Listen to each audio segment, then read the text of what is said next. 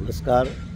आत्ता आपण इथे फडकं मैदान इथे आहोत. कल्याणला लाल चौकीजवळ एक खूप सुंदर ग्राउंड केलं आहे मोठं, आणि त्या ठिकाणी एका साईडला मॉर्निंग वॉकसाठी वॉकवे आणि शिवाय लहान मुलांसाठी झोपाळा वगैरे पण आहे त्या ठिकाणी. पण त्या ठिकाणचा जो प्रश्न आहे तो महत्त्वाचा प्रश्न मला तुमच्याशी सगळ्यांशी डिस्कस करायचा आहे.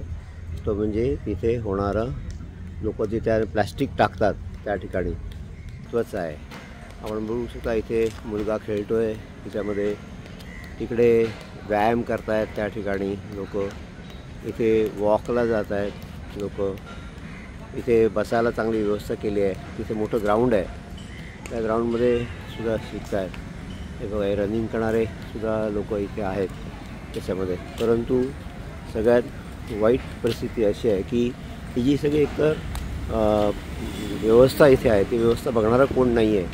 महापालिकेतर्फे त्यांना आपण विनंती केली, पण तरीसुद्धा महापालिकेतर्फे कोणी ह्या ठिकाणी म्हणजे लक्ष घातलेलं दिसत नाही आहे.